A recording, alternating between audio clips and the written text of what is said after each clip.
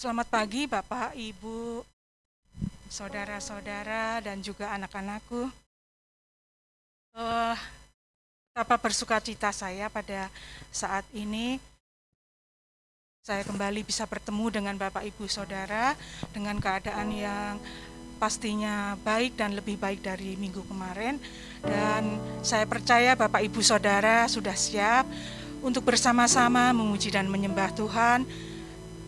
Tuhan Yesus yang berada di tengah-tengah kita, yang memberkati kita semua tanpa terkecuali, yang memang selayaknya kita sembah dan kita puji pada pagi hari ini. Mungkin kita tidak memiliki harta yang banyak untuk memuliakan namanya, tapi kita memiliki hati yang bisa kita atur, hati yang bisa kita setel sendiri,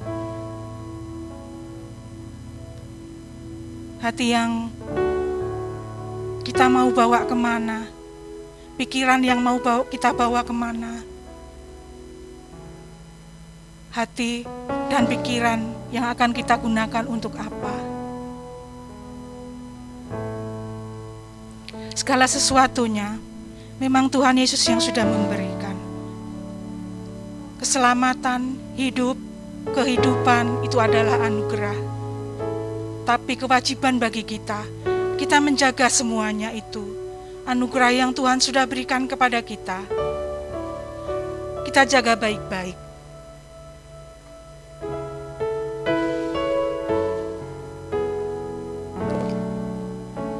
Bapa di surga, terima kasih. Pagi hari ini kami mengucap syukur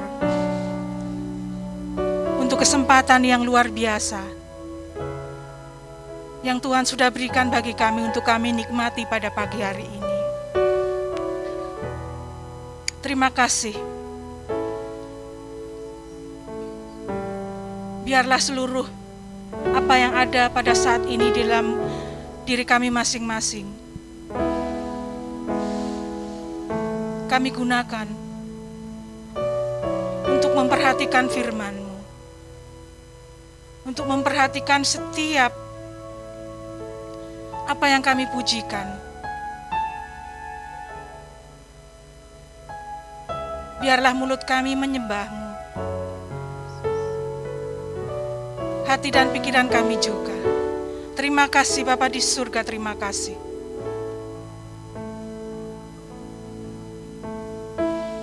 Kami percaya Engkau hadir, Roh-Mu hadir di tengah-tengah kami. Terima kasih. Inilah kami Tuhan, keadaan kami.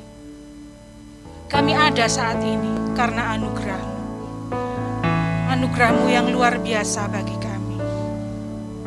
Mari bersama-sama Bapak, Ibu, Saudara, dan anakku, kita memuji Tuhan. Ku ada sebab anugerah-Mu.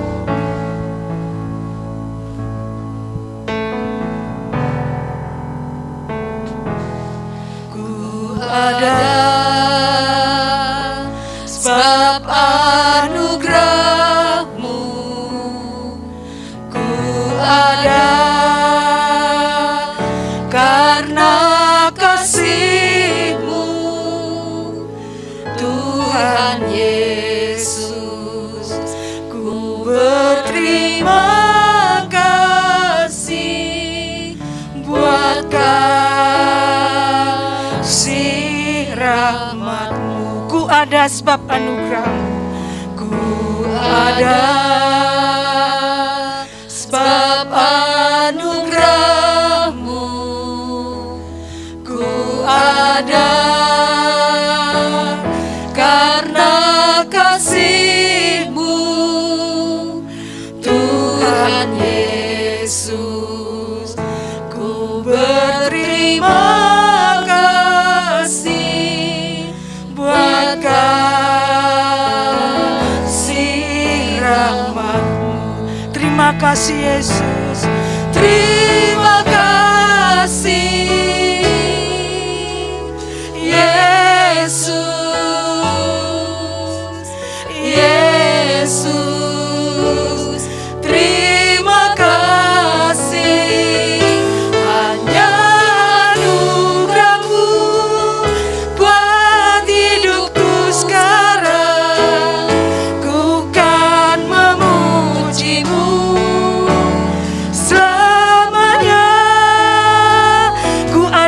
sebab anugerah-Mu. Ku ada sebab anugerah-Mu. Ku ada karena kasih-Mu. Tuhan Yesus, ku berterima kasih buat kasih rahmat-Mu. Terima kasih Yesus, terima kasih Yesus,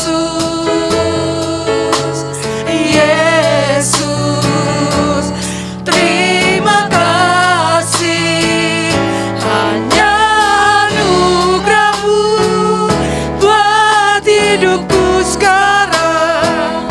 Ku kan memuji-Mu selamanya. Terima kasih, terima kasih Yesus, Yesus, terima kasih. Hanya anugerah-Mu buat hidupku sekarang. Ku kan memuji-Mu selamanya. Terima kasih, terima kasih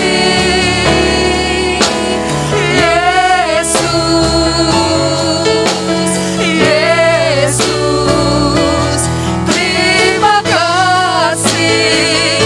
Hanya anugerah-Mu buat hidupku sekarang.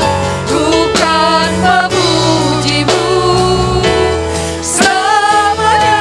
Ku kan memuji-Mu, ku kan memuji-Mu selamanya.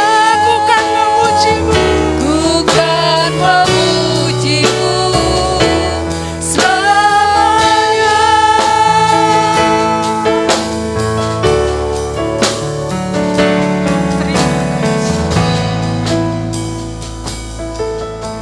Terima kasih Bapa di surga, terima kasih. Biarlah kami saat ini menjadi semakin tahu, menjadi semakin berhikmat,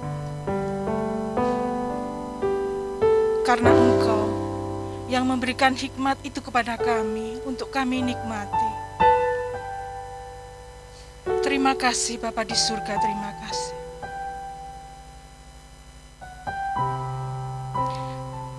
Bapak, Ibu, dan saudaraku, bersama-sama mari kita berdoa.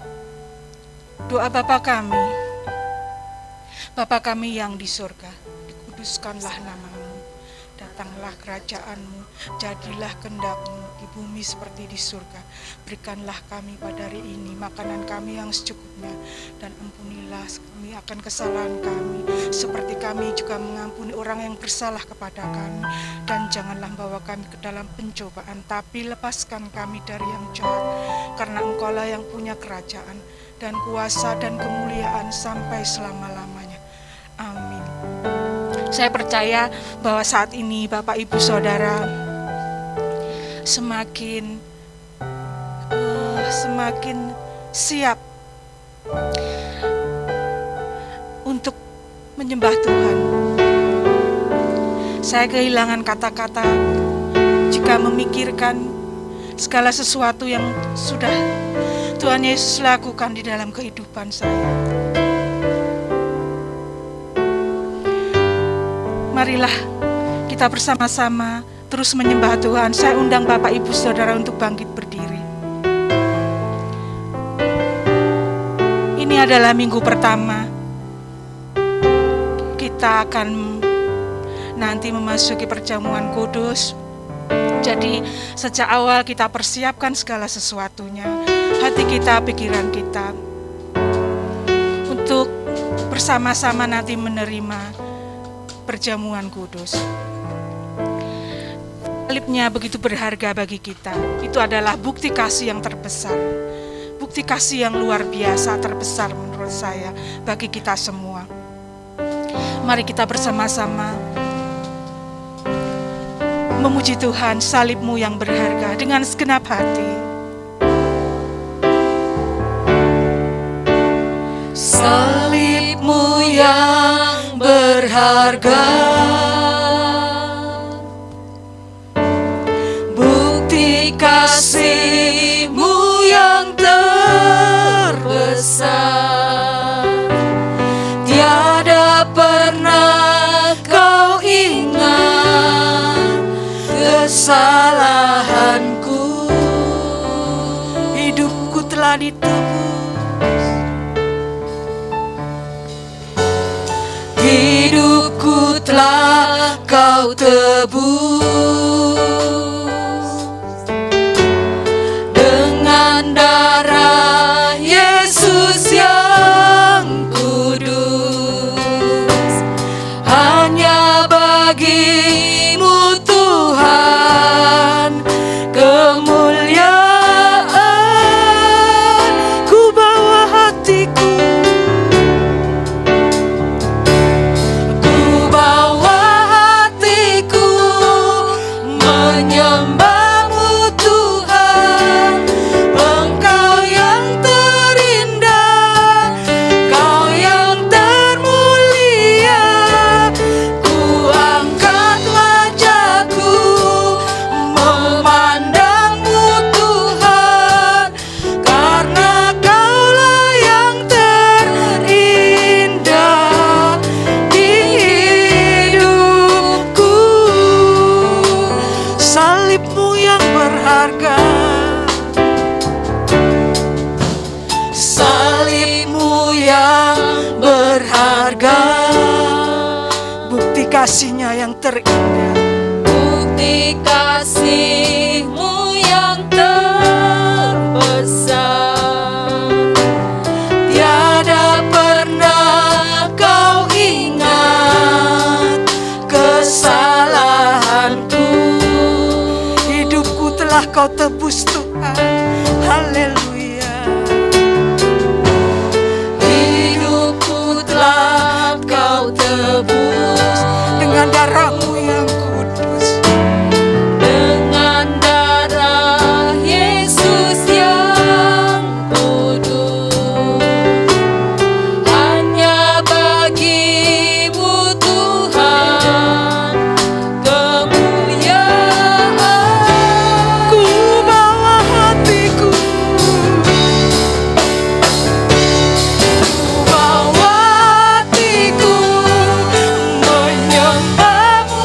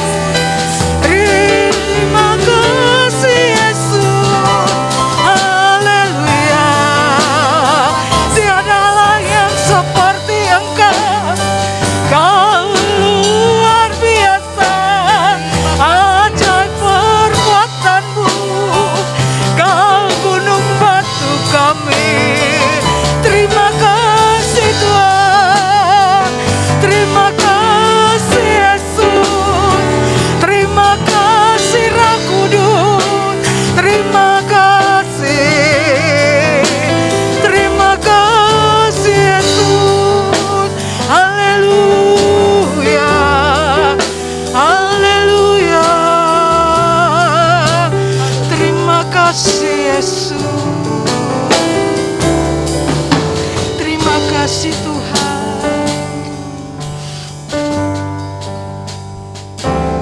Ku bawa hatiku menyembah-Mu Tuhan. Engkau yang terindah, Kau yang termulia. Ku angkat wajahku memandang-Mu Tuhan, karena Kaulah yang terindah di hidupku. Ku bawa hatiku, ku bawa hatiku menyembah-Mu Tuhan. Engkau yang terindah, Kau yang termulia. Ku angkat wajahku memandang-Mu Tuhan, karena Kaulah yang terindah di hidupku.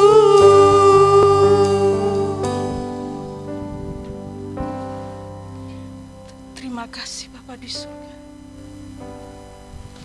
Terima kasih. Kami mengucap syukur. Dan tak henti-hentinya kami mengucap syukur dan berterima kasih. Terima kasih Bapa di surga, terima kasih. Haleluya, amin. Saya percaya Bapak Ibu Saudara masih bersemangat pada saat ini, karena kita akan terus memuji Tuhan dan menyembah Dia. Marilah kita bersukacita pada saat ini bersama-sama. Ada hal yang mungkin membuat kita gampang untuk bergembira.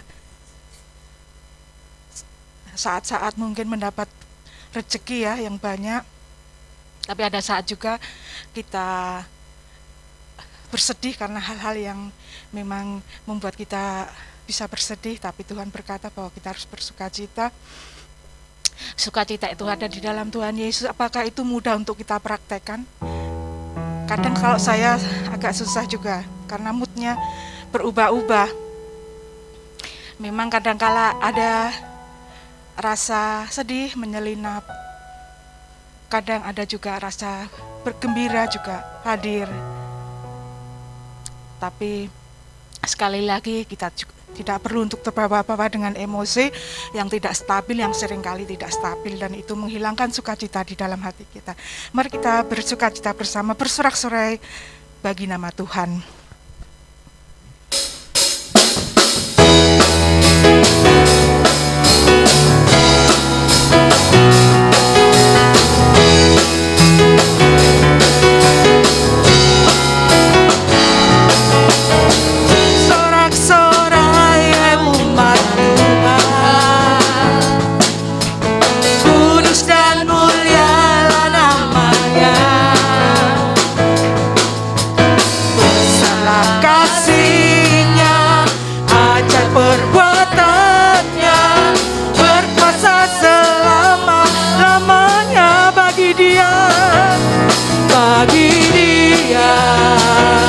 Yang memerintah, yang layak terima segala pujian bagi Dia yang bertata surga bumi sujud menyembah di hadapannya. Sekali lagi bersorak-sorai, umat Tuhan.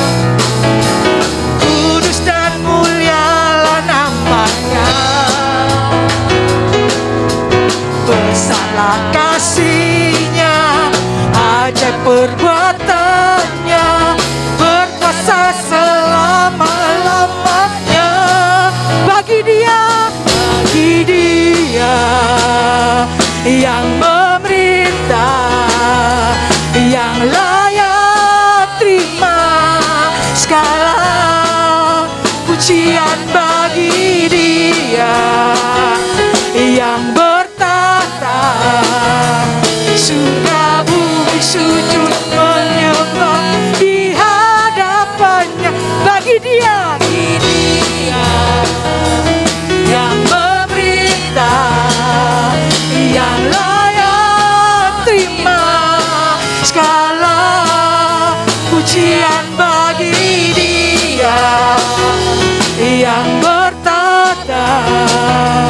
surga bumi sujud menyembah di hadapannya. Biarlah musik saja yang memuji Tuhan pada saat ini. Bapak Ibu Saudara, silakan bertepuk tangan saja.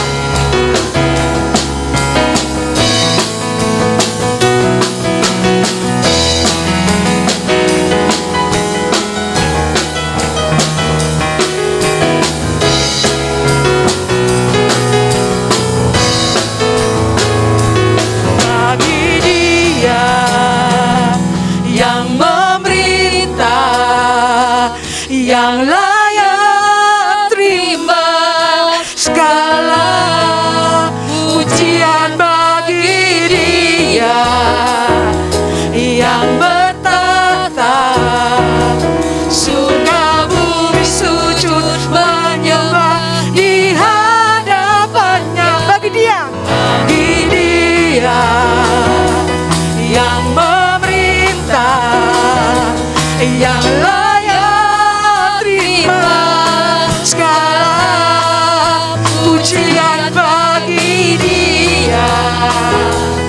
yang bertata surga bumi sujud menyembah di hadapannya. Bagi Dia yang memerintah, yang layak terima segala pujian bagi Dia yang sujud menyembah di hadapan. Sekali lagi bagi Dia, Dia yang bertata di surga, Dia yang merintah kita semua. Pujian bagi Dia yang bertata surga bumi sujud menyembah Dia. Surga bumi sujud menyembah di hadapannya. Surga bumi sujud menyembah di hadapannya. Haleluya. Terima kasih Tuhan Yesus. Terima kasih. Ya, kita akan terus memuji Tuhan, tapi saya persilahkan Bapak Ibu Saudara untuk duduk. Saya tambahkan lagi bahwa kemudian karena saya harus menguji dengan firman, saya kemudian ambil HP saya ketikkan di Alkitabku yang aplikasi itu. Cuma satu yang muncul. Saya sudah mau nyari lagi, nggak ada waktu. Oh, ini mungkin yang memang Tuhan kasih untuk saya. Munculnya adalah Amsal 4 ayat 23. Jagalah hatimu baik-baik, sebab hatimu menentukan jalan hidupmu. Itu yang Tuhan kasih untuk saya pada pagi hari ini. Dialah kebenaran yang menyelamatkan saya dan juga menyelamatkan Bapak Ibu Saudara di tempat ini. Dialah yang memberikan hidup yang pengharapan. Marilah hati kita tetap menyembah Dia. Baik di sini, baik di rumah, di tempat kerja, dimanapun itu. Saya undang Bapak Ibu Saudara untuk bangkit berdiri.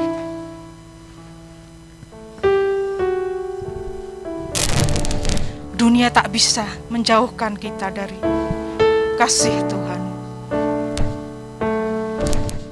Yesus, Kau kebenaran yang menyelamatkanku.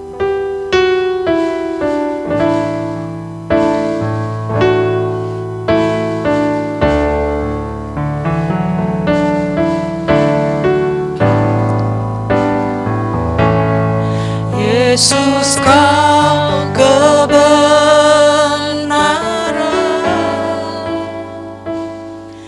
yang menyelamatkanku. Kau memberikanku hidup dan pengharapan.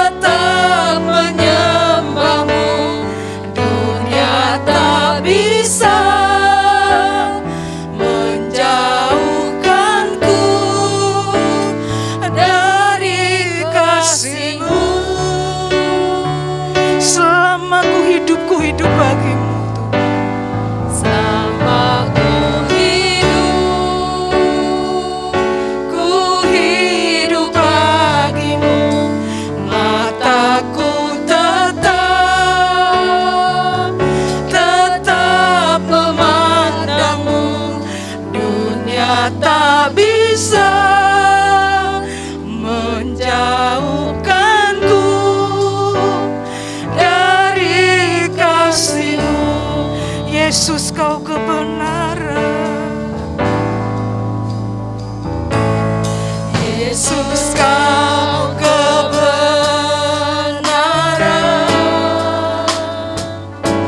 yang menyelamatkanku. Kau memberikanku hidup dan pengharapan.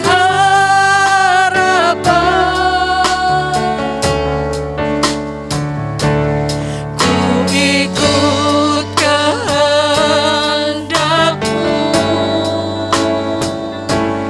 Ku perlu anugerah-Mu.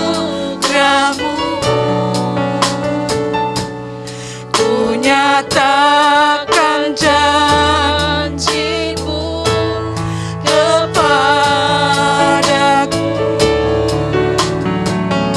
Kalau ku hidup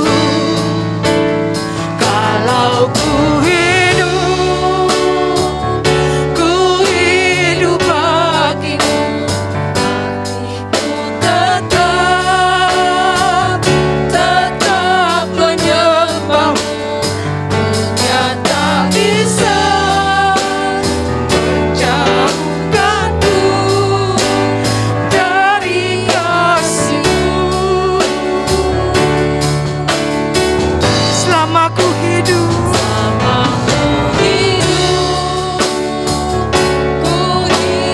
bagimu, mataku tetap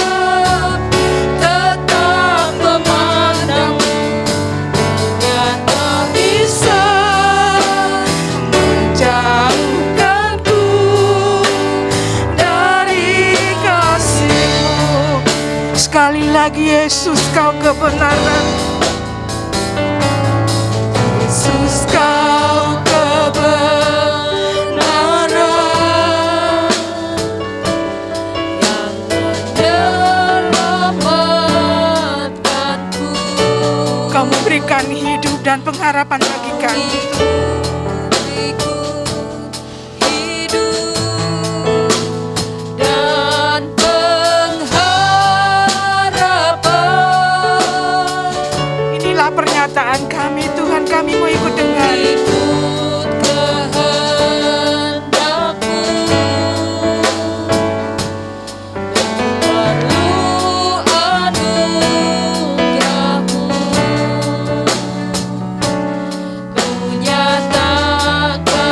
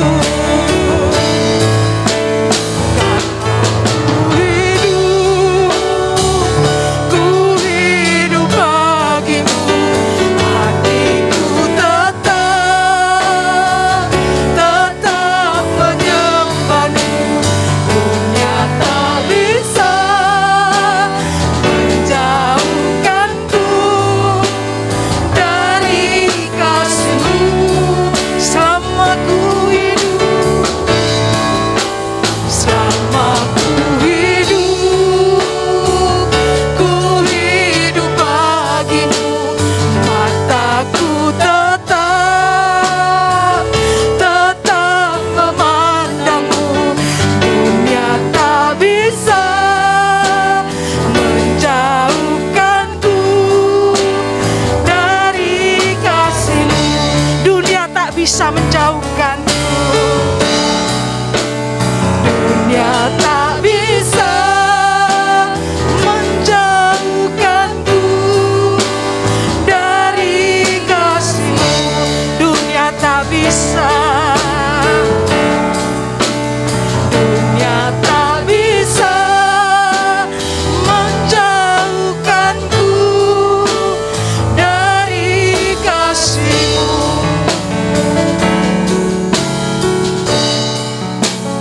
Dunia tak bisa menjauhkanku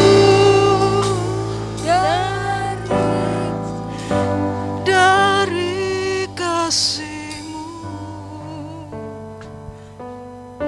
Haleluya. Saya undang hambanya untuk menyampaikan firman Tuhan.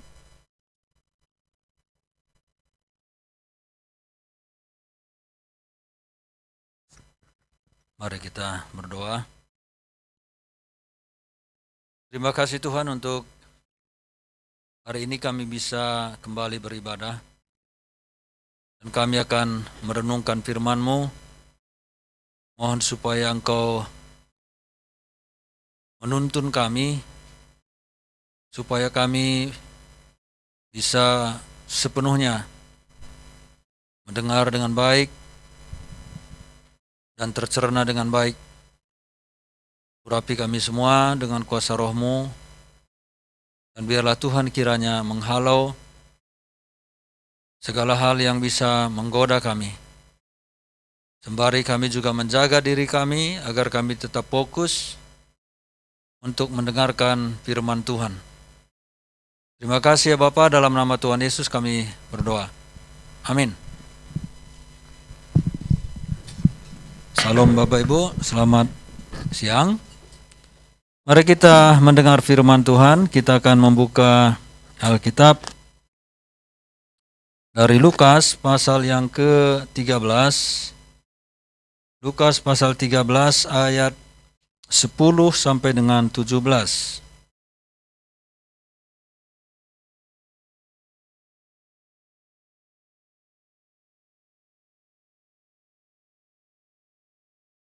Lukas 13 ayat 10 sampai dengan 17. Demikianlah firman Tuhan. Pada suatu kali Yesus sedang mengajar dalam salah satu rumah ibadat pada hari Sabat. Di situ ada seorang perempuan yang telah 18 tahun dirasuk roh sehingga ia sakit sampai bungkuk punggungnya dan tidak dapat berdiri lagi dengan tegak. Ketika Yesus melihat perempuan itu, ia memanggil dia dan berkata kepadanya, "Hai ibu, penyakitmu telah sembuh." Lalu ia meletakkan tangannya atas perempuan itu, dan seketika itu juga berdirilah perempuan itu dan memuliakan Allah. Tetapi kepala rumah ibadat gusar karena Yesus menyembuhkan orang pada hari Sabat. Lalu ia berkata kepada orang banyak, "Ada 6 hari untuk bekerja. Karena itu datanglah pada salah satu hari itu untuk disembuhkan dan jangan pada hari Sabat." Tetapi Tuhan menjawab dia, katanya, "Hai orang-orang munafik, bukankah setiap orang di antaramu melepaskan lembunya atau keledainya pada hari Sabat dari kandangnya dan membawanya ke tempat minuman? Bukankah perempuan ini yang sudah 18 tahun diikat oleh iblis harus dilepaskan dari ikatannya itu karena ia adalah keturunan Abraham?" Dan waktu ia berkata demikian, semua lawannya merasa malu dan semua orang banyak bersukacita karena segala perkara mulia yang telah dilakukannya.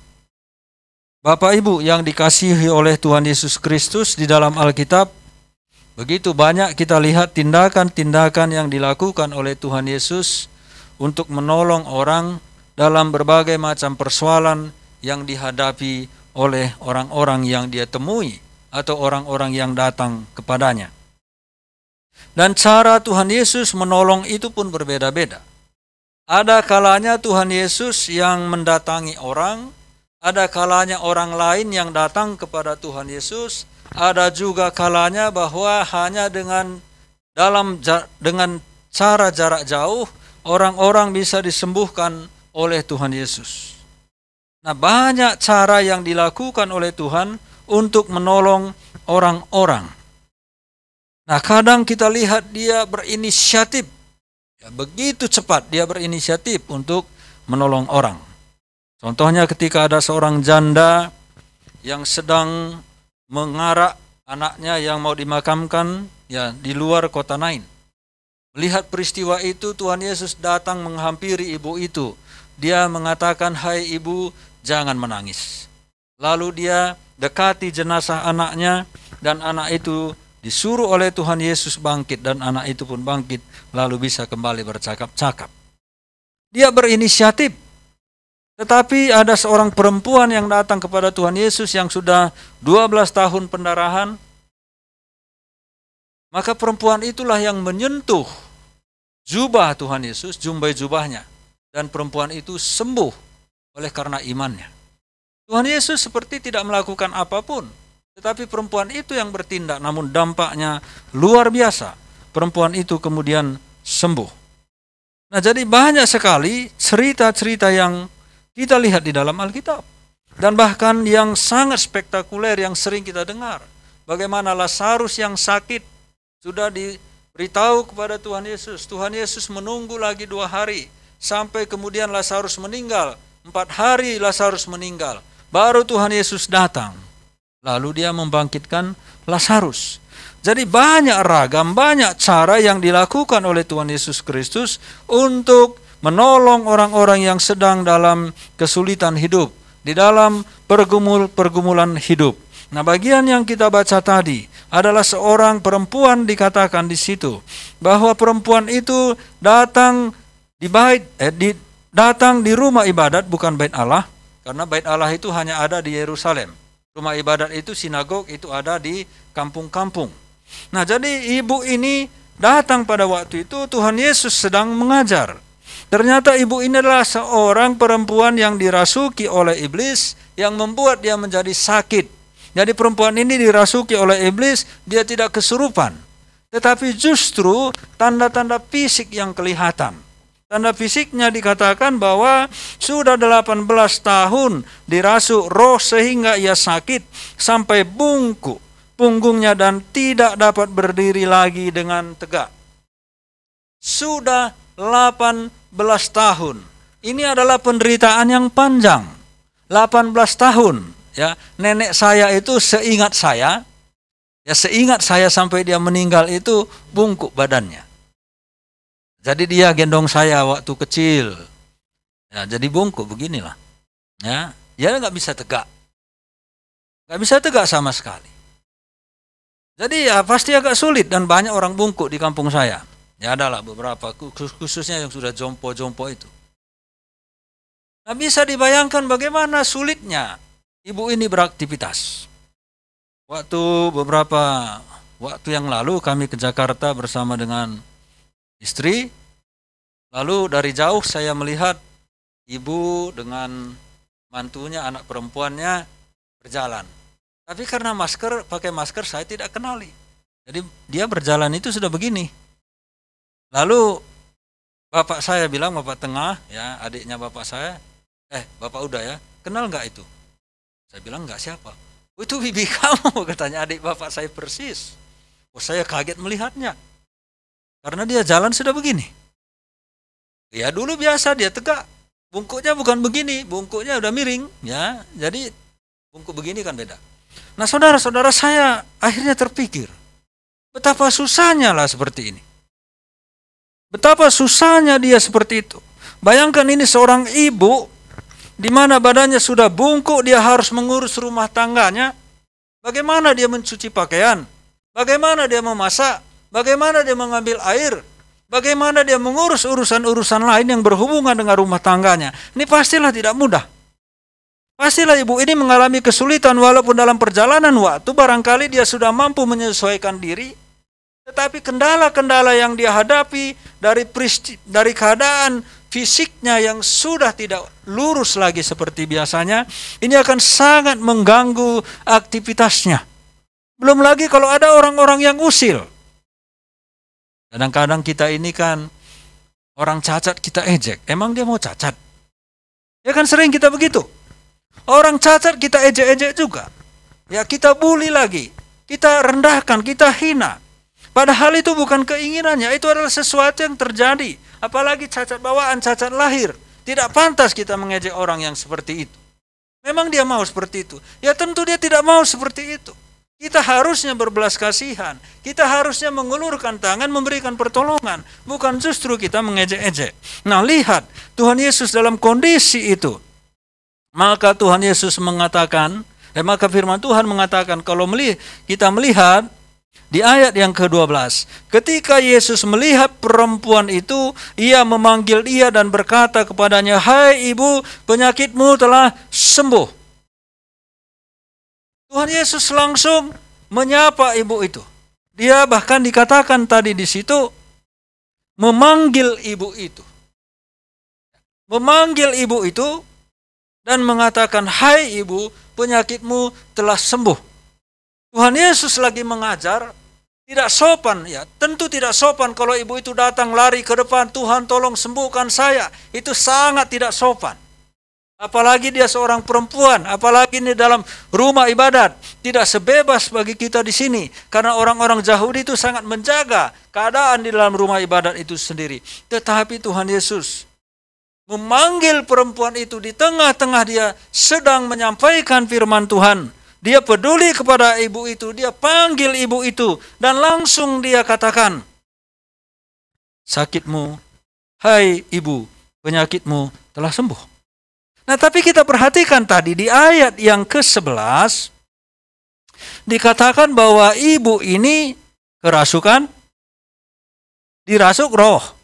Juga dikatakan dia sudah 16 sudah 18 tahun diikat oleh iblis. Tuhan Yesus pasti tahu bahwa ibu ini masalah dia ini adalah masalah karena setan, karena iblis.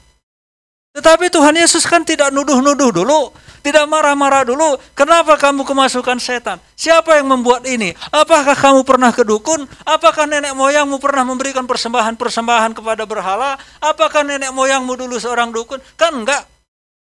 Tidak menggali-gali dulu, tetapi dia langsung saja sembuhkan. Dan selalu Tuhan Yesus melakukan hal yang sama. Di dalam pelayanannya, ketika menyembuhkan orang-orang, Tuhan Yesus itu tidak cari-cari dulu masalahnya apa. Bahkan kadang orang yang mencari, Tuhan siapa yang berdosa sehingga dia cacat? Ayahnya kah? Orang tuanya kah?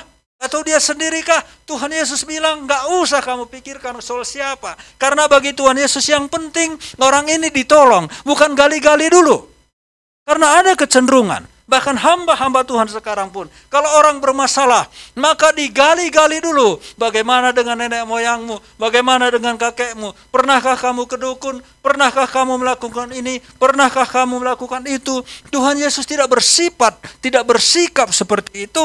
Tetapi justru dia panggil ibu itu. Dia tidak tanya-tanya apa sakit, apa penyebabnya. Tuhan Yesus tahu itu iblis yang membuat dia sakit. Tapi Tuhan Yesus tidak katakan, "Kamu dulu berdukun ya, kalau kamu dulu begini ya, kamu dulu begitu ya." Tidak, tapi dia langsung, "Hai ibu, penyakitmu telah sembuh."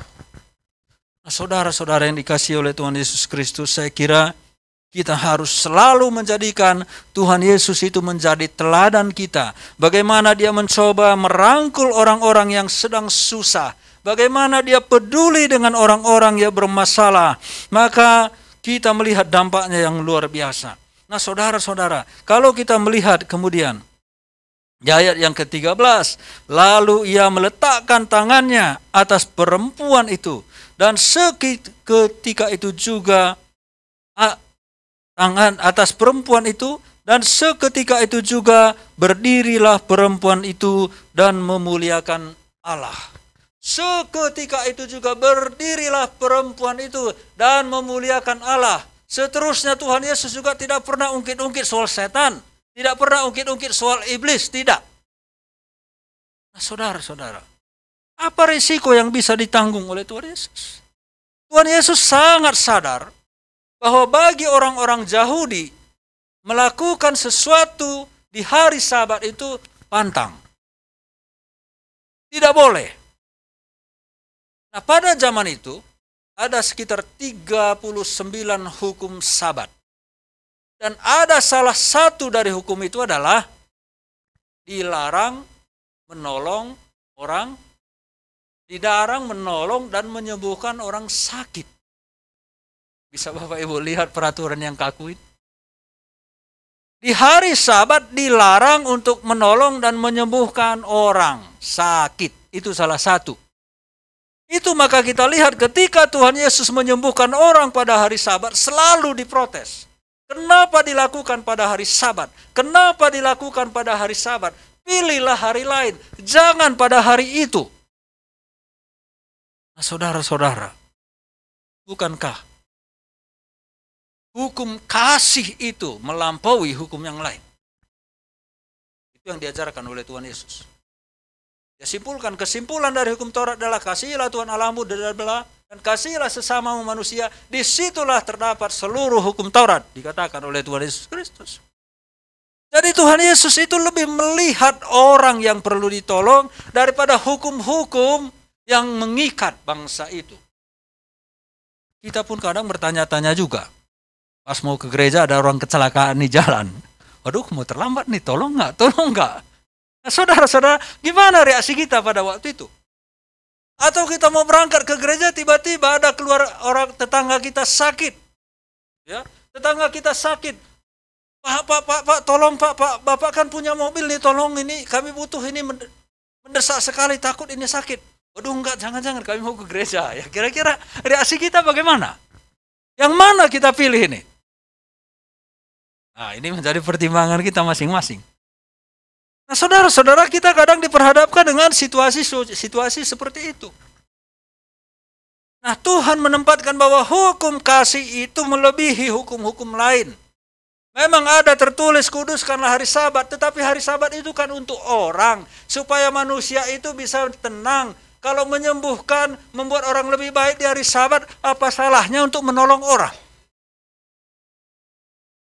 Nah, saudara-saudara, sungguh bahwa itu terbalik. Tuhan Yesus tahu resikonya. Walaupun menyembuhkan perempuan ini akan mendatangkan kecaman bagi dirinya, atau itu bisa menimbulkan persoalan baru, menimbulkan masalah baru di dalam hidupnya, tapi dia tidak peduli. Karena bagi dia, menolong, menyelamatkan orang sakit ini, jauh lebih penting daripada perkataan, kuduskanlah hari Sabat. Karena itu maka dia sembuhkan perempuan itu, dan reaksi dari kepala rumah ibadat itu adalah di ayat yang ke-14.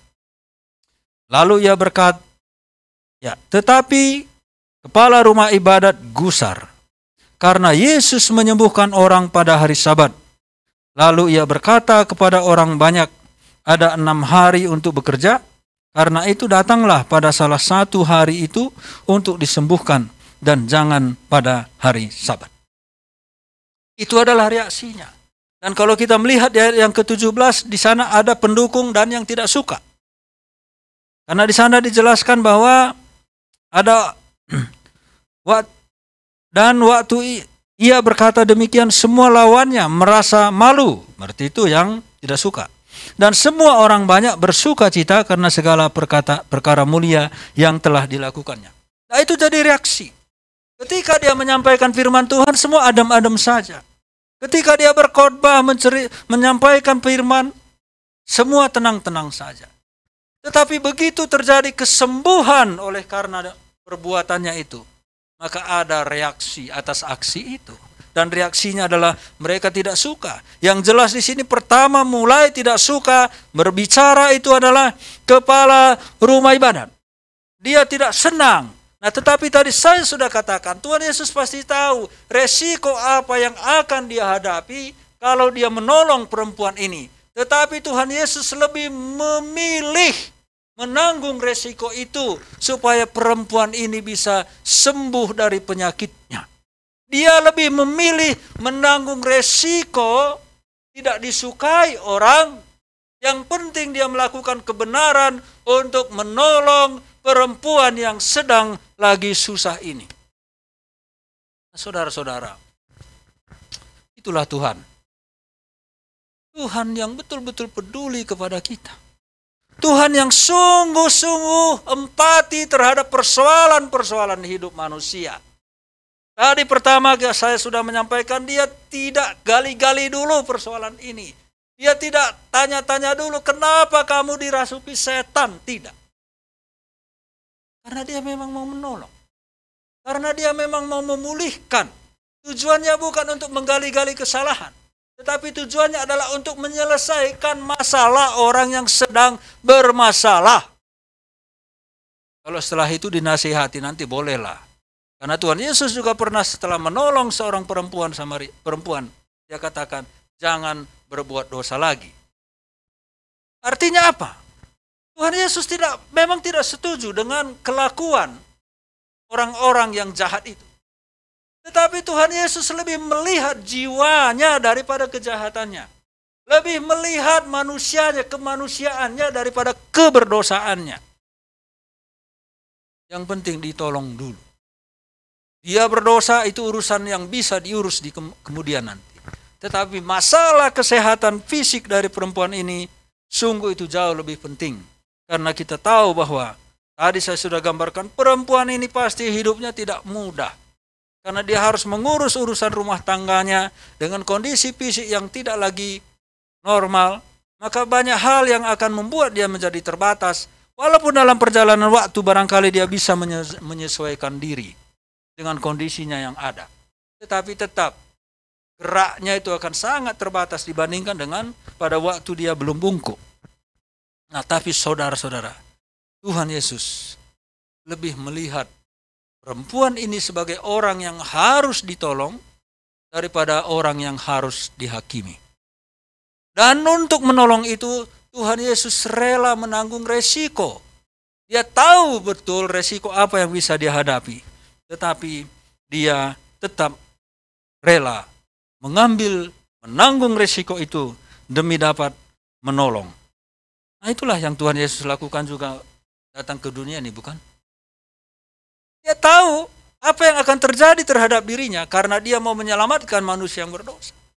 Dia tahu salib itu menunggu, tetapi dia tetap siap menanggung resiko itu untuk menolong kita supaya kita tidak masuk ke dalam neraka, supaya kita bisa beroleh keselamatan hidup yang kekal.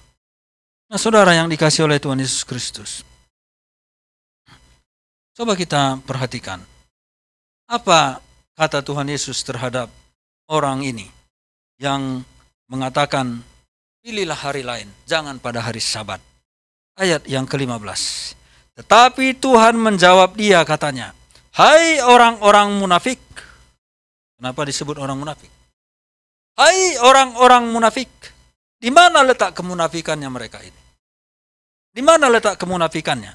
Kita akan lihat dalam perkataan berikutnya.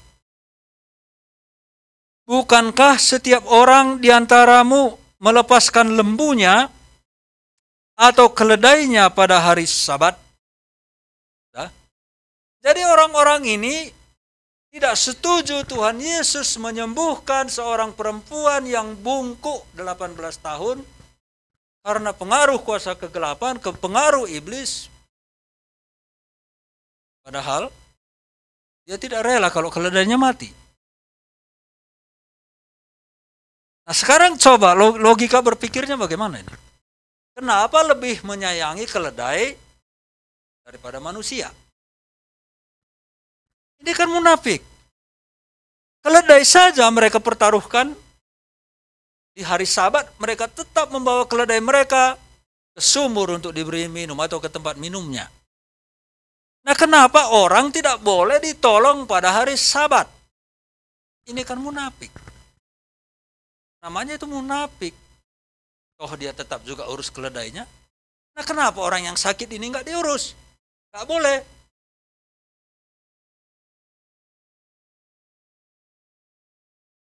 Lalu Tuhan katakan,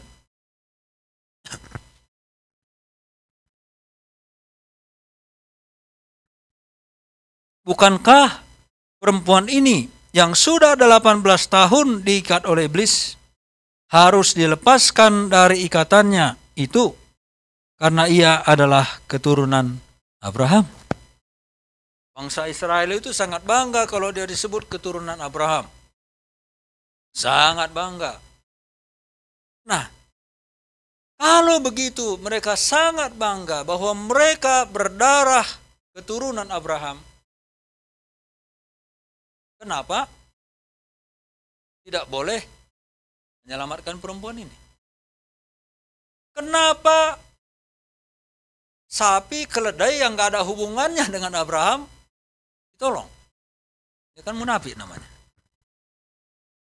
Nah, jadi saudara-saudara, coba kita perhatikan bagaimana dunia ini sudah sering kali terbalik.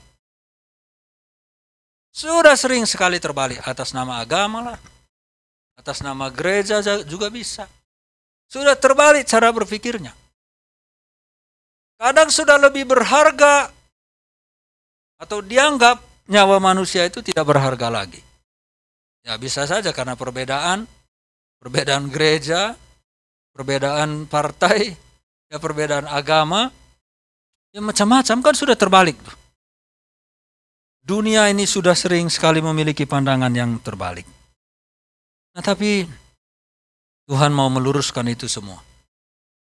Dan yang lain bisa kita lihat dari peristiwa ini adalah bahwa tidak semua orang yang beribadah itu sudah lepas dari ikatan iblis. Saya tidak menuduh-nuduh, ini hanya contoh.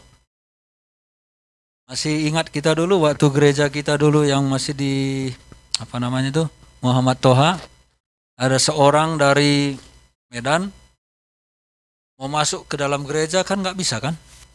Ingat nggak? Kan? Dia nggak mau masuk ke gereja, ke dalam gereja, sudah di depan pintu. Kenapa? Karena selalu dihalangi oleh roh. Nggak boleh. Nggak bisa masuk. Akhirnya saya lupa siapa aja yang mendoakan, kami doakan waktu itu. Setelah didoakan baru masuk. Baru dia bisa masuk. Saudara-saudara, ternyata memang ya realitas seperti itu. Bahwa belum tentu orang yang beragama Kristen sekalipun dia sudah bertemu dengan Tuhan Yesus. Bisa saja orang yang sudah beragama Kristen tetapi dia masih terikat dengan kuasa-kuasa kegelapan. Bukan menghakimi, tetapi ini adalah sebuah contoh, sebuah realita. Dan gereja kita pun pernah mengalami hal yang sama dulu di Muhammad Toha sana. Nah, bayangkan, lihat perempuan ini. Dia rajin enggak? Dia datang, dia mendengar firman, tetapi ternyata dia masih terikat oleh iblis. Masih diikat oleh roh jahat. Dan roh jahat itulah penyebab sakitnya itu. Itulah yang membuat dia bungkuk. Di peristiwa lain kita sudah pernah melihat juga bahwa ada orang yang kemasukan setan, kerasukan setan. Orang itu kemudian berpenyakit ayan, epilepsi, macam-macam. Tetapi walaupun sudah bergereja, belum tentu. Nah, itu termasuk pengalaman pelayanan saya ya ke daerah-daerah itu. Ya sama saja. Bahwa orang-orang Kristen yang masih terikat. Dan bahkan saya lucu sekali waktu ini Bapak Ibu menjadi peringatan juga nih. Jadi saya datang ke sebuah keluarga. Di situ suaminya, istrinya, mertuanya, anaknya satu. Lalu saya ngobrol-ngobrol dengan bapak ini, karena memang sudah lama saya ingin ngobrol dengan dia. Lalu saya lihat gelagat ini, oh ini bapak ini pasti merasa terintimidasi di rumah. Karena saya lihat ya dari sikap orang yang di rumah. Saya paksa dia, Pak, boleh nggak besok kita ketemu, nanti malam jam 7 ketemu di gereja ya. Ya kekeh nggak mau. Ya nggak mau. Tapi saya desak, saya paksa. Ya akhirnya malam saya nantikan, aduh Mana ini ya kalau nggak datang pas hujan lagi waktu itu. Ternyata datang dia jam 7 kurang sedikit. Lalu kami cerita-cerita, ini bapak ini orang Kristen. Ternyata bapak ibu dia 3 kali ke dukun. Ya, 3 kali ke dukun. Kenapa bapak ke dukun? Supaya istri saya jinak. Ternyata dia tuh dikuasai oleh istrinya. Lalu dia ke dukun. Supaya istri saya jinak katanya. Lalu saya tanya, jinak enggak istrinya Pak? Saya bilang enggak. Tidak jinak saudara. Jadi ini ibu-ibu hati-hati nih. Nah, kalau suaminya tertekan, hati-hati nanti dia pergi ke dukun tuh. Nah jadi saudara, ya terus saya tanya, kemana bapak jimatnya sekarang? Udah saya buang semua katanya. Dia kecewa juga karena enggak jinak juga ya, walaupun sudah tiga dukun dia. Ya bukan 3 kali, maksudnya 3 dukun. Dia mintain pertolongan dukun-dukun itu nggak mempan. Ya jadi saya kecewa, dia buang juga. Ya akhirnya saya bilang, ya bapak ya tetap ikut Tuhan Yesus lah, jangan ke dukun walaupun ya kenyataannya seperti itu. Nah tapi itulah yang kita lihat. Bahwa banyak juga ternyata ya orang-orang Kristen pun ya tetap kadang dia menjalin hubungan dengan kuasa kegelapan. Maka kita selalu harus terus menjelaskan bagaimana kasih Tuhan, bagaimana Injil Tuhan kepada orang-orang seperti itu. Nah Bapak Ibu, sekarang mari kita menyimpulkan ini tadi. Sekali lagi saya katakan bahwa Tuhan Yesus itu lebih memilih untuk menolong orang apapun resikonya. Dan dia tidak mencoba menghakimi orang itu dulu. Karena bagi dia menolong itu jauh lebih penting daripada menghakimi. Karena menghakimi itu hanya akan merusak suasana. Dan yang kedua bahwa orang yang ada di dalam gereja itu pun belum tentu semua betul-betul mengenal Tuhan. Belum tentu semua mengenal Tuhan. Nah, sama seperti ibu ini tadi. Dia malah masih terikat oleh kuasa kegelapan. Dan yang berikutnya, ini bagi kita. Bahwa pertimbangan utama kita adalah memanusiakan manusia itu. Seperti yang dilakukan oleh Tuhan Yesus. Entah itu hari Minggu, kita tetap memanusiakan manusia itu sebagaimana statusnya sebagai manusia. Jangan kita merendahkan manusia, bahkan kadang lebih rendah daripada binatang. Nah, karena itu apapun persoalan kita, apapun pergumulan kita, Tuhan pasti selalu akan menolong. Seperti dia lakukan terhadap perempuan ini. Caranya bisa berbeda-beda, tidak selalu sama. Waktunya juga bisa berbeda-beda. Ada yang cepat, ada yang lambat. Lambat menurut kita. Tetapi yang jelas bahwa Tuhan selalu peduli memberikan pertolongan seperti yang dia lakukan kepada perempuan itu. Dia tidak membiarkan perempuan itu duluan datang kepada dia. Karena itu tidak mungkin sebab Tuhan Yesus lagi mengajar, apalagi ini di rumah ibadat. Maka Tuhan Yesuslah yang mencoba untuk memanggil dan menyembuhkan perempuan itu. Nah inilah teladan kita, inilah yang menjadi pengharapan kita juga, bahwa Tuhan Yesus itu selalu mau mengulurkan tangannya bagi kita. Mari kita berdoa. Terima kasih Tuhan, kami bersyukur bahwa kami belajar kembali dari Engkau, bagaimana Tuhan bersikap terhadap ibu yang sedang mengalami masalah ini. Engkau mengulurkan tanganmu untuk memulihkan dia, bahkan tanpa ibu itu meminta. Sungguh bahwa Engkau adalah Allah yang peduli. Engkau rela menanggung resiko itu, yaitu dimusuhi demi menolong ibu ini. Terima kasih, biar kami belajar untuk meneladani Tuhan juga. Bagaimana Engkau bersikap terhadap orang-orang yang bermasalah. Bahwa Engkau tidak terlebih dahulu menghakimi mereka, melainkan menolong mereka di dalam masalahnya. Terima kasih, terpujilah nama-Mu. Di dalam nama Tuhan Yesus kami berdoa. Amin.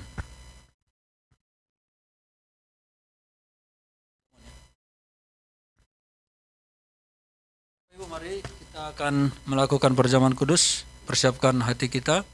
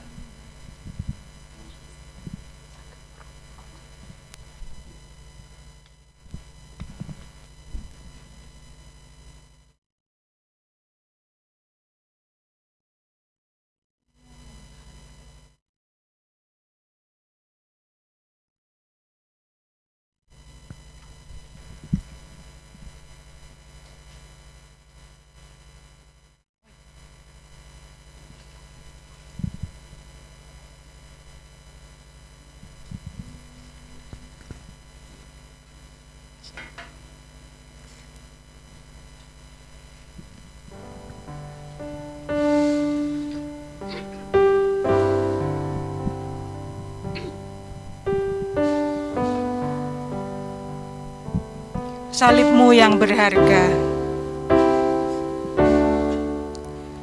Salib-Mu yang berharga, bukti kasih-Mu yang terbesar. Tiada pernah Kau ingat kesalahanku.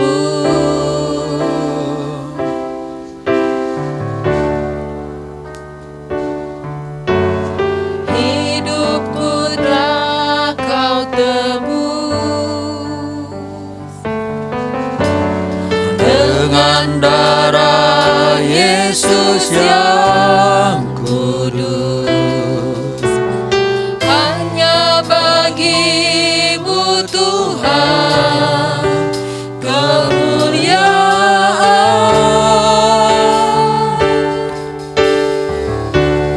Ku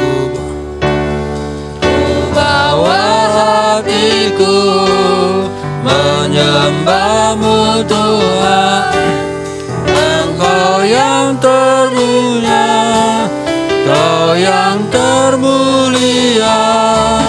Ku angkat wajahku memandang-Mu Tuhan, karena Kaulah yang terindah di hidupku. Kita ulangi sekali lagi.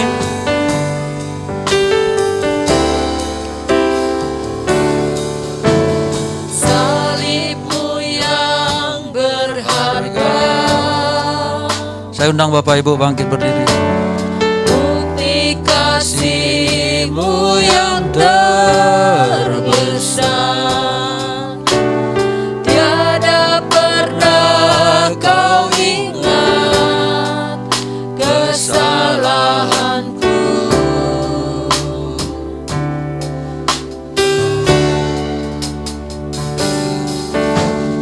Hidupku telah Kau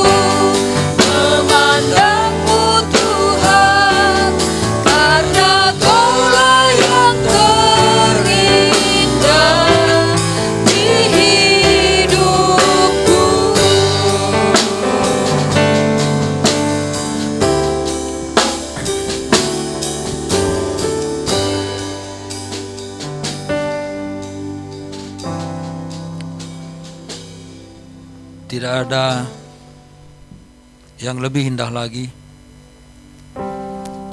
adalah Tuhan kita Yesus Kristus yang telah rela mati disalibkan karena dosa-dosa kita. Karena Dialah kita mendapatkan pengampunan, karena Dialah kita dibenarkan, karena Dialah kita diangkat menjadi anak dan menjadi pewaris dari kerajaan surga. Karena Dialah maka kita akan dibangkitkan dari kematian. Karena Dialah kita menjadi orang-orang merdeka. Karena Dialah kita mendapatkan kelegaan, kelepasan. Semua Dia sudah kerjakan itu di kayu salib bagi kita. Bapak Ibu yang dikasihi oleh Tuhan Yesus Kristus, kita akan menerima perjamuan kudus ini. Sebelum kita menerimanya, mari kita lihat diri kita sendiri. Dan lihatlah Tuhan kita yang maha mulia dan maha kudus itu. Kita diperlayakkan oleh Dia untuk mengikuti perjamuan ini karena iman kita. Mari kita pandang Pandanglah kemurahan hatinya yang dia nyatakan di kayu salib itu. Mari kita angkat roti tinggi-tinggi. Ini adalah tubuh Kristus yang dipecah-pecahkan bagi kita demi keselamatan kekal kita, demi terjadinya persekutuan dengan Allah melalui pengorbanan yang sudah dia lakukan di kayu salib itu. Karena betapa berharganya kita di mata Tuhan, sehingga dia rela meninggalkan kemuliaannya di surga sana dan datang ke dunia hina ini, menemui dan berkorban bagi kita manusia yang berdosa. Inilah tubuhnya, makanlah di dalam iman, di dalam nama Tuhan Yesus Kristus.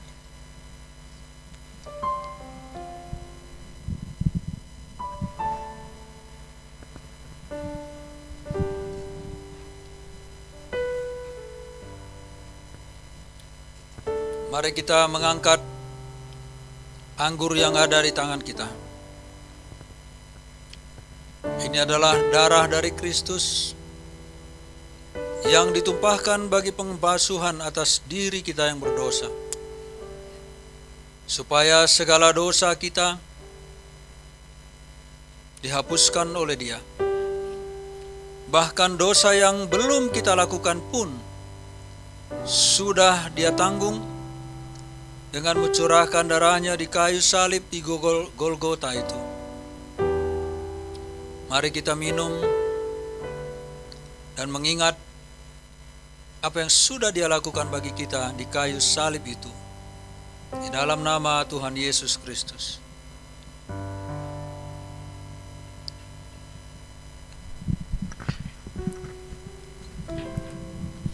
Sebab sesungguhnya dosa kita lah yang ditanggungnya, dan Dia mati karena pelanggaran-pelanggaran kita, dan semua itu Dia rela lakukan supaya kita menjadi anak-anak-Nya karena iman kita. Terima kasih Tuhan, kami bersyukur kepadamu karena ketika kami mengenang kematian-Mu di kayu salib melalui perjamuan kudus, kami melihat betapa berharganya kami di mata Tuhan, betapa bernilainya kami di mata-Mu. Engkau menebus kami dengan nyawa-Mu sendiri, seolah-olah nyawa kami senilai dengan diri-Mu sendiri. Terima kasih untuk pengorbanan-Mu, dan itulah satu-satunya cara supaya kami mendapatkan pengampunan dan juga hidup yang kekal. Ajar kami terus untuk menghargai pengorbanan-Mu, supaya kami hidup hanya untuk Tuhan, seperti lagu yang kami nyanyikan tadi. Terima kasih Bapa, terpujilah Engkau. Di dalam nama Tuhan Yesus Kristus kami berdoa. Amin. Silakan Bapak Ibu duduk kembali. Terima kasih Pendeta Nelson untuk pelayanan firman yang sudah disampaikan. Kita akan memberikan persembahan dan nanti dengan kita iringi dengan pujian. Terima kasih Tuhan untuk kasih setia-Mu. Saya minta tolong Ibu Nelson untuk berdoa untuk persembahan. Mari kita berdoa. Kami mengucap syukur ya Allah Bapa yang kami kenal dalam nama Yesus Kristus, untuk pertolongan Tuhan, tuntunan Tuhan kepada kami semua dalam ibadah ini. Dan kami bersyukur masih bisa mendengarkan firman Tuhan. Biarlah firman Tuhan menjadi rema dalam kehidupan kami. Dan biarlah kami semakin bersyukur kepada Tuhan, karena kami memiliki Allah yang hidup, Allah yang senantiasa menolong kehidupan kami. Tuhan, kami juga bersyukur untuk berkat-berkat jasmani yang Engkau berikan kepada kami. Engkau tidak menelantarkan kami.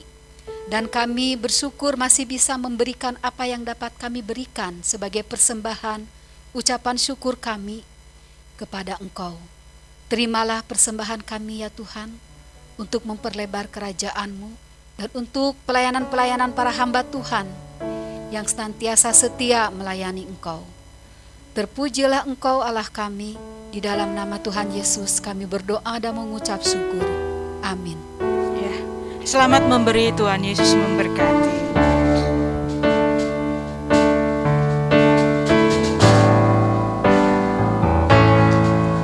Terima kasih Tuhan untuk kasih setiamu yang ku alami dalam hidupku.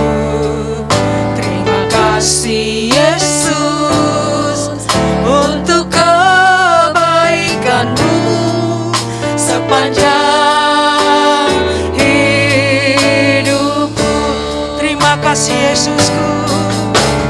Terima kasih Yesusku buat anugerah yang Kau beri. Sebab hari ini Tuhan adakan syukur bagi-Mu. Terima kasih Yesusku. Terima kasih Yesusku buat anugerah yang Kau beri. Sebab hari ini Tuhan adakan syukur bagi-Mu. Syukur bagi-Mu. Syukur bagi-Mu. Syukur bagi-Mu. Syukur bagi-Mu. Saya undang yang bertugas menyampaikan pengumuman.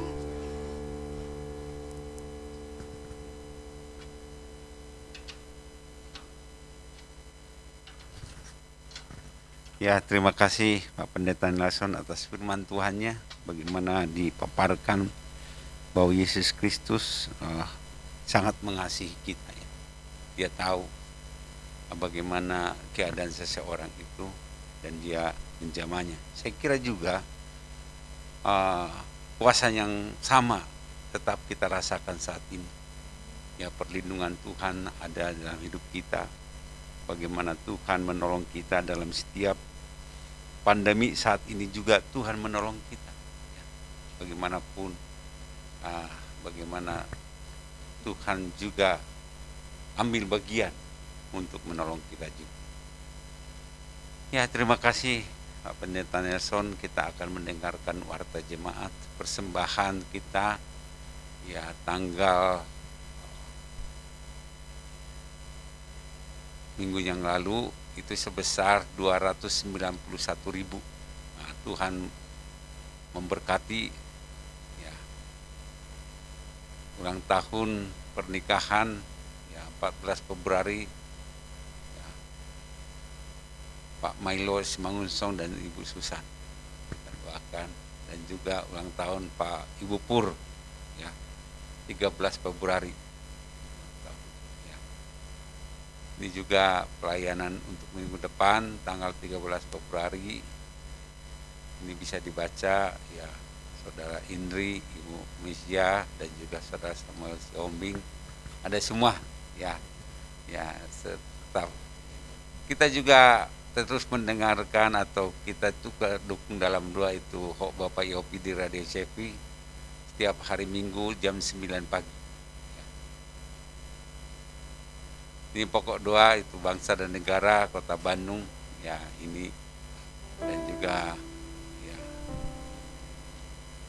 penanganan pandemi ya itu kita ada pokok doa lain ya. Indri sakit kita doakan ya. Nah, juga. Mari kita berdoa. Bapa di surga, terima kasih atas kasih dan pertolongan Tuhan. Firman Tuhan yang kami dengarkan boleh menjadi kekuatan dalam hidup kami. Bahwa Yesus senantiasa mengasihi kami. Dia memperhatikan kami. Bahkan dia campur tangan dalam kehidupan kami. Seperti perempuan yang 18 tahun menderita, yaitu dia bungkuk. Tapi ada kuasa-kuasa lain yang membuat dia menderita. Tetapi Tuhan mengasihi dia. Tuhan campur tangan sehingga dia mengalami kesembuhan.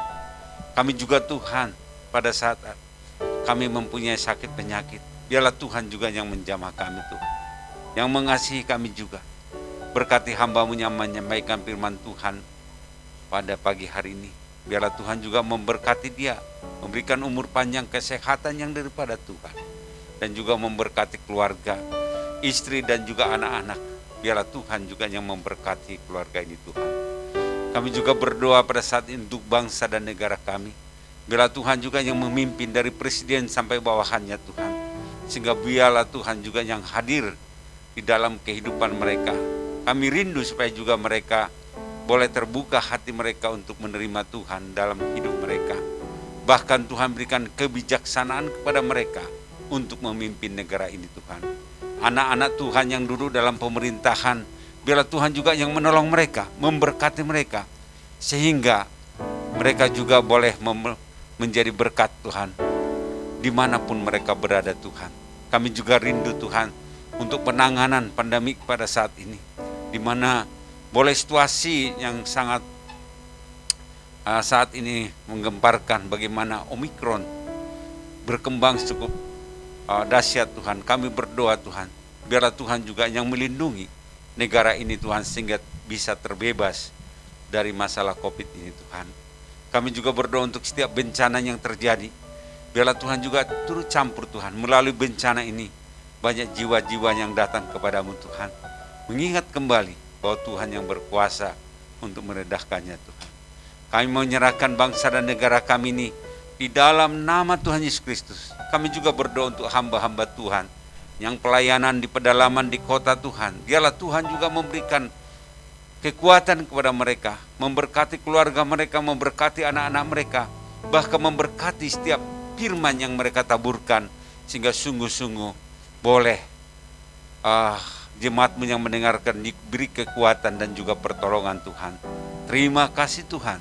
Kami juga berdoa pada saat ini Tuhan, untuk juga terus kami doakan untuk jemaat-Mu yang ada di tempat ini juga Tuhan berkati. Biarlah Tuhan juga yang menolong kami. Biarlah Tuhan juga memberkati kami. Bahkan yang ada di rumah, bahkan yang sudah lama tidak hadir, Tuhan juga yang memberkati mereka. Biarlah Tuhan juga yang menolong Tuhan. Di dalam setiap kehidupan mereka, Tuhan campur tangan. Kami juga berdoa pada saat ini Tuhan, untuk juga keluarga-keluarga yang sakit Tuhan. Biarlah Tuhan juga yang menolong. Kami berdoa untuk Pak Alex juga. Biarlah Tuhan juga yang menolong dia di dalam sakit penyakit yang dialami. Biarlah Tuhan juga yang menjamah, yang memberikan umur panjang, kesehatan yang daripada Tuhan. Bahkan untuk ibu juga yang mengalami kecelakaan itu dengan air panas, biarlah Tuhan juga memulihkan dia, menolong Tuhan. Bahkan juga menolong anak-anak. Biarlah Tuhan juga yang campur tangan. Kami juga berdoa untuk KKM Pudan. Dalam pemulihannya, biarlah Tuhan juga yang menolong, sehingga dia boleh pulih kembali, boleh bisa makan dan minum Tuhan dan sehat. Kami juga berdoa pada saat ini juga untuk juga Pak Yopi, Ibu Yopi, Tuhan berkati juga. Biarlah Tuhan juga yang memberikan kesehatan, umur panjang yang daripada Tuhan, kekuatan yang daripada Tuhan. Kami juga berdoa untuk juga setiap siaran yang disiarkan tiap hari Minggu di Radio CP, biarlah Tuhan juga memberkati berita ini supaya ada orang yang mendengarkan, boleh dikuatkan, boleh diteguhkan kembali, dan juga boleh mereka mengambil keputusan percaya kepada Tuhan. Kami juga berdoa untuk ulang tahun pernikahan Ibu Pak Milo, Tuhan berkati juga Tuhan. Melalui peringatan ini boleh mereka semakin mengasihi satu dengan lain, sehingga sungguh-sungguh Tuhan juga memberkati keluarga ini. Kami rindu juga supaya mereka juga boleh datang kembali beribadah bersama-sama dengan kami Tuhan. Terima kasih Tuhan. Kami juga berdoa Untuk juga Ibu Pur yang akan ulang tahun tanggal 13. Tuhan juga memberkati, memberikan umur panjang, kesehatan yang daripada Tuhan. Tuhan senantiasa memberikan penghiburan, pertolongan kepada dia Tuhan, sehingga sukacita yang daripada Tuhan ada di dalam hatinya Tuhan. Terima kasih. Kami juga berdoa Tuhan untuk juga Michael juga Tuhan kami terus doakan. Bila Tuhan juga memberkati anak ini dan juga memberikan kesehatan, kekuatan yang daripada Tuhan, bahkan pemulihan yang daripada Tuhan, sehingga dia Tuhan pakai seluar biasa untuk juga memberitakan firman Tuhan. Kami juga berdoa untuk Cilili juga Tuhan berkati dalam pemulihannya. Kami serahkan ini di dalam nama Tuhan Yesus Kristus. Terima kasih Tuhan. Inilah permohonan kami, inilah pokok doa kami, doa syafaat kami pada siang hari ini. Kami serahkan semuanya di dalam nama Tuhan Yesus Kristus kami berdoa. Amin.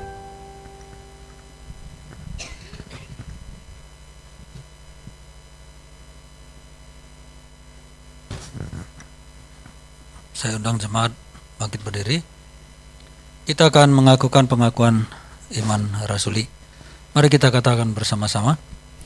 Aku percaya kepada Allah, Bapa yang Maha Kuasa, Khalik langit dan bumi, dan kepada Yesus Kristus anaknya yang tunggal Tuhan kita, yang dikandung daripada Roh Kudus, lahir dari anak darah Maria, yang menderita sengsara di bawah pemerintahan Pontius Pilatus, disalibkan, mati dan dikuburkan, turun ke dalam kerajaan maut, pada hari yang ketiga bangkit pula dari antara orang mati, naik ke surga, duduk di sebelah kanan Allah, Bapa yang Maha Kuasa, dan akan datang dari sana untuk menghakimi orang yang hidup dan yang mati. Aku percaya kepada Roh Kudus, gereja yang kudus dan am, persekutuan orang kudus, pengampunan dosa, kebangkitan daging dan hidup yang kekal. Amin. Mari Bapak Ibu, arahkanlah hati Bapak Ibu kepada Tuhan. Terimalah berkat dari Dia. Bapa yang Maha Kuasa, pencipta langit dan bumi, Allah yang tidak terbatas, Dialah yang akan memberkati saudara-saudara sekalian secara pribadi maupun keluarga, supaya semua kebutuhan hidup saudara-saudara dipenuhkan oleh Tuhan. Haleluya. Dan Tuhan Yesus Kristus yang sudah mati di kayu salib, Dialah yang akan menyatakan kasih-Nya tanpa henti ketika saudara-saudara sekalian merasa tidak ada yang peduli. Dan biarlah Roh Kudus yang selalu menguatkan, memberikan penghiburan, dan yang menuntun langkah demi langkah, memotivasi saudara-saudara, supaya saudara selalu bangkit, selalu menjadi pemenang, mulai saat ini sampai Tuhan datang kembali. Maranatha. Amin.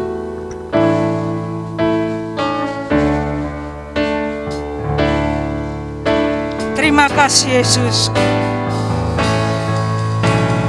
Terima kasih Yesusku,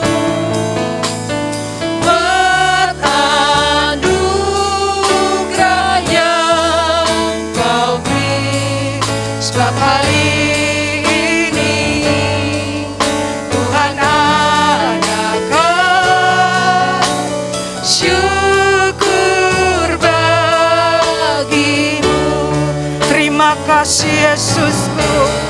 Terima kasih Yesusku, Buat anugerah buat anugerah yang Kau beri. sebab hari ini Kau telah memberikannya untuk kami.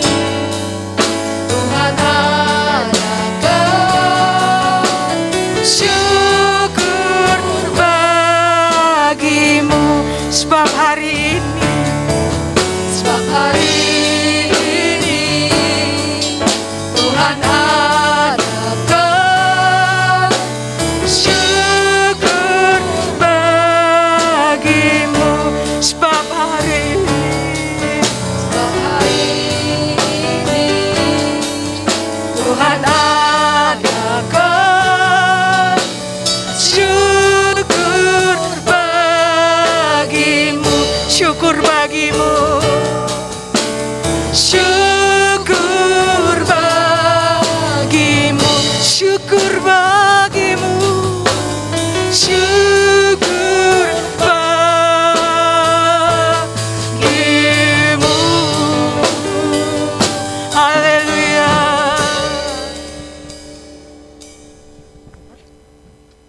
Bapa di surga, kami mengucap syukur, terima kasih untuk segala yang sudah Tuhan perbuat bagi kami semua. Terima kasih Engkau menilik hati kami, pribadi lepas pribadi, dari saat ini sampai kehidupan kami sehari-hari. Terima kasih Bapa di surga, terima kasih. Kami serahkan ibadah minggu depan ke dalam tangan kuasa Tuhan Yesus, Engkau yang menghandle kami semua, memberikan kesehatan bagi kami semua. Terima kasih Tuhan. Segala puji, hormat, kemuliaan hanya bagi Bapa, Tuhan Yesus dan Roh Kudus. Haleluya. Amin.